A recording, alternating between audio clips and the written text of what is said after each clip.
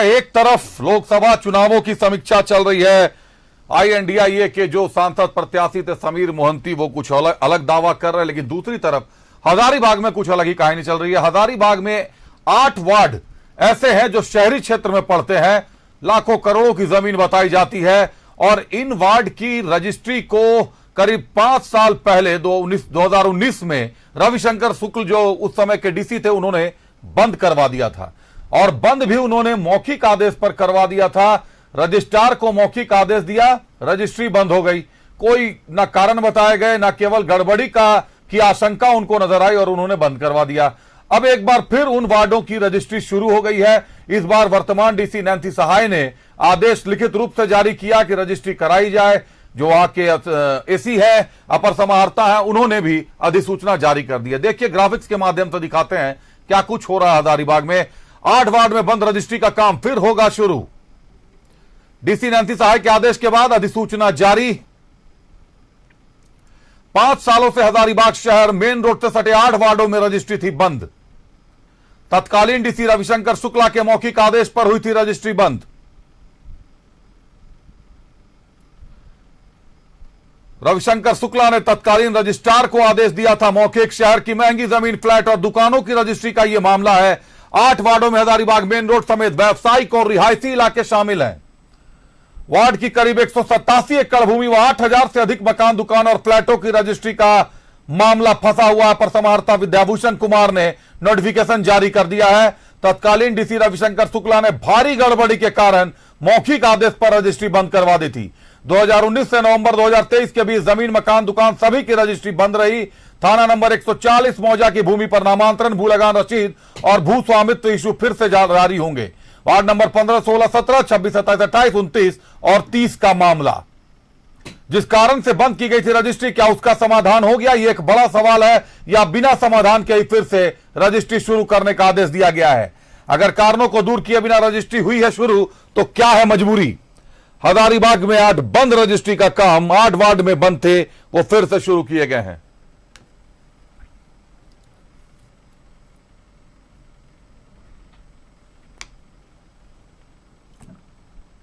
रुक करते हैं हमारे सहयोगी प्रशांत हमारे साथ सीधे हजारीबाग से जुड़ रहे हैं। प्रशांत का रुक करते हैं। प्रशांत, रजिस्ट्री 8 वार्ड में फिर से शुरू होगी। आम लोगों के लिए तो बड़ी खुशी की बात होगी। आम लोगों को इतना मौका मिल रहा है रजिस्ट्री कराने का। 4-5 साल से पैसे फंसे हुए होंगे। कौन खुश है, कौन दुखी, कौन नाराज? प्रशांत जी अभिषेक, एक पुरानी कहावत है कि न खाता न बही, जो आईएएस कहे वही सही। एक डीसी ने रोक लगाई, व्यापक पैमाने पर गड़बड़ियां पकड़ी। क्या गड़बड़ियां पकड़ी गई, इसका खुलासा आज तक नहीं हो पाया। हर कोई अपने अपने अनुसार अनुमान लगा रहा है। जो पीड़ित है वो अपने अनुसार समझ रहा है कि मेरी गड़बड़ी पकड़ी गई और रोक लग गई। अब रोक हट गई। किन कारणों से रोक हटी? जो गड़बड़ियां पकड़ी गई थी, क्या उन्हें दुरुस्त कर ली गई? जिन्होंने गलत किया या जिनके गड़बड़ी पकड़े जाने के बाद तत्कालीन डीसी रविशंकर शुक्ला ने रोक लगाई थी,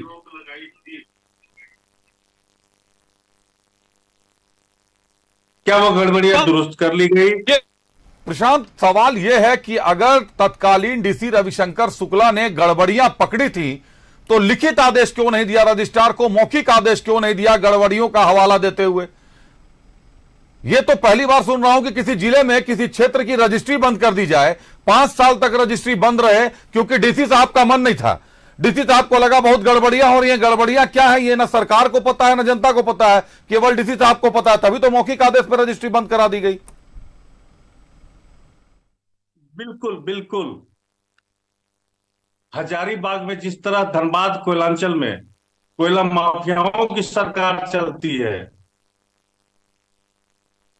हजारीबाग एक ऐसा शहर है जहां जमीन माफियाओं की सरकार चलती है। चाहे वो अंचल हो, चाहे वो अपर समाहर्ता का कार्यालय हो, चाहे वो एसडीओ का कार्यालय हो।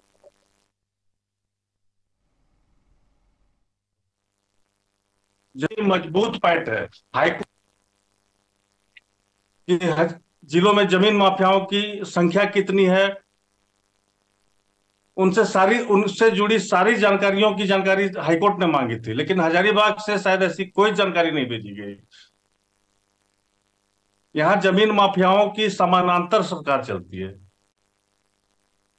आम आदमी अगर किसी अंचल में जाता है और वो म्यूटेशन के लिए आवेदन करता है तो शायद उसका म्यूटेशन ना हो, महीनों किसी न किसी कारण से खारिज कर दिया जाता है।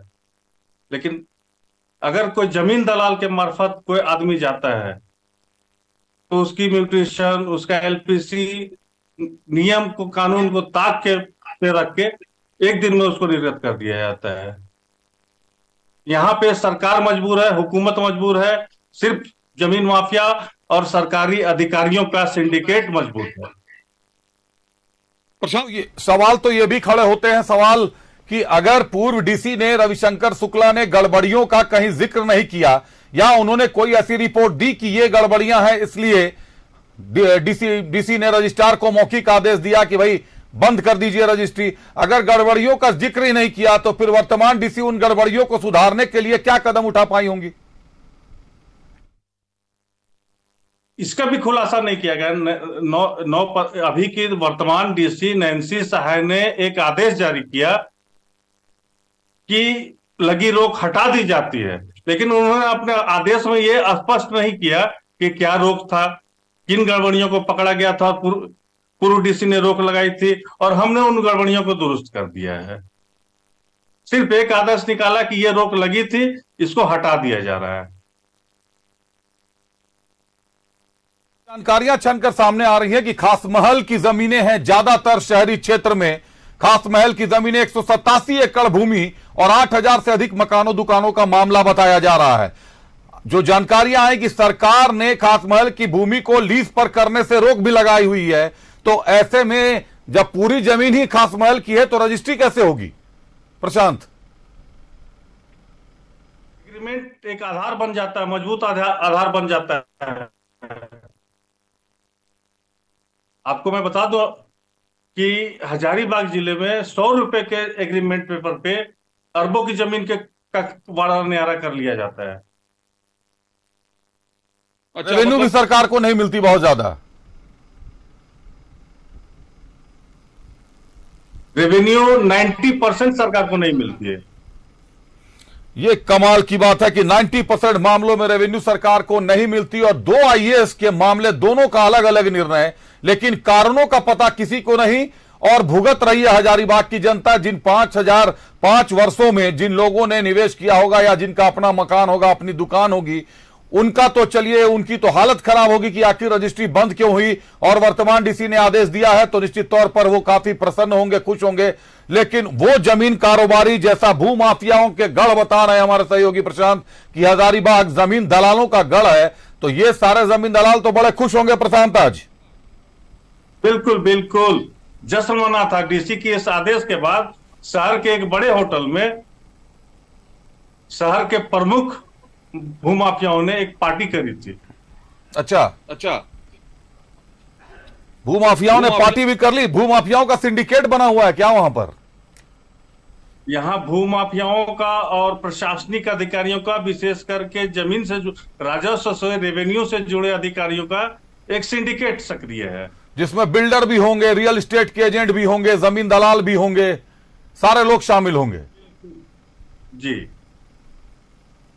कमाल है ये हजारीबाग का। लेकिन ये हजारीबाग क्या अजीब तरह की कहानी आप बता रहे हैं कि 2 आईएएस की लड़ाई। ये तो माना जाए कि एक आईएएस ने गड़बड़ियों को देखते हुए मौखिक आदेश पर, गड़बड़ियां आज तक उजागर नहीं हुई, लेकिन मौखिक आदेश पर 5 सालों तक हजारीबाग में रजिस्ट्री बंद रखी 8 वार्डों की, और दूसरी आईएएस ने लिखित आदेश जारी कर दिया कि रजिस्ट्री किया जाए। जब आदेश बंद मौखिक आदेश पे था, लिखित किसी तरीके की बंदी थी ही नहीं, तो फिर लिखित तौर पे फिर जारी कैसे होगा? वो तो फिर जारी ही माना जा रहा होगा, क्योंकि मौखिक आदेश की तो कहीं कोई मान्यता रहती नहीं है। लेकिन कह सकता हूं मैं कि ये एक राजनीतिक दबाव है। डीसी ने ईमानदारी से गड़बड़ियां पकड़ी, वो लिखित आदेश देते तो शायद उनपे दबाव बनता राजनीतिक। उन्होंने मौखिक आदेश दिया तत्कालीन सब रजिस्ट्रार हजारीबाग रजिस्ट्री ऑफिस को कि आप रोक दीजिए, गड़बड़ी व्यापक पैमाने पर गड़बड़ियां हैं। और नई डीसी आती हैं बिना उन गड़बड़ियों का पता किए कि आखिर किन कारणों से रोक लगा दी गई है, बिना इस बात की पड़ताल किए, बिना इस बात की कोई छानबीन किए तत्काल रोक हटाने का आदेश जारी करते। उन्होंने ये भी जानने की जरूरत नहीं कोशिश की कि आखिर क्यों रोक लगाया गया था, क्या गड़बड़ियां पकड़ी गई थी। यह आश्चर्यजनक तथ्य है जो आप बता रहे हैं। निश्चित तौर पर इसको अविश्वसनीय कह सकते हैं कि राज्य का एक जिला ऐसा है, काफी बड़ा जिला है हजारीबाग। हजारीबाग में 8 वार्ड की रजिस्ट्री सिर्फ इसलिए बंद हो जाती है क्योंकि डीसी साहब का मन नहीं था कि रजिस्ट्री हो। डीसी रविशंकर शुक्ला ने मौखिक तौर पर रजिस्ट्रार को कह दिया कि बहुत गड़बड़ियां हैं, रजिस्ट्री बंद कर दीजिए।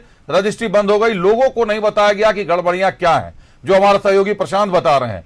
फिर नई डीसी आती है नैन्सी साहब, वो लिखित तौर पे आदेश दे देती है कि रजिस्ट्री शुरू कर दीजिए, लेकिन गड़बड़ियां क्या हैं ये लोग आज तक नहीं जान पाए। गड़बड़ियां क्या है, उनमें सुधार हुआ या नहीं हुआ, गड़बड़ियां जो रविशंकर शुक्ल ने पकड़ी थी उसको लिखित तौर पर रिपोर्ट की भी थी या नहीं किया था भूअर्जन विभाग को, ऐसे कई सवाल जन्म लेते हैं। लेकिन ये तो सच्चाई है कि हजारीबाग की बहुत सारी जमीनें, खास महल की जमीनें, ये 187 एकड़ जमीन का मामला है, 8000 दुकान मकानों का मामला है।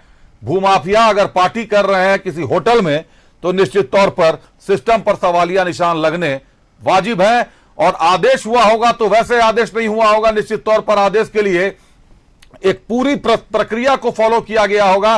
कर्मचारी ने रिपोर्ट किया होगा, कर्मचारी के रिपोर्ट के बाद अपर समाहर्ता ने उसको बढ़ाया होगा, अपर समाहर्ता सीओ से अपर समाहर्ता के पास गया होगा, अपर समाहर्ता बढ़ाकर उसको डीसी के पास भेजे होंगे और तब डीसी के स्तर से आदेश होता है किसी भी मामले में। इस मामले में भी अगर ऐसा हुआ है तो निश्चित तौर पर प्रशांत हमारे सहयोगी हैं, कर्मचारी की रिपोर्ट पर भी नजर रखेंगे, कर्मचारी की रिपोर्ट भी निकाल लेंगे। बहुत धन्यवाद प्रशांत हमारे साथ जुड़ने के लिए, तमाम जानकारियों के लिए आपका।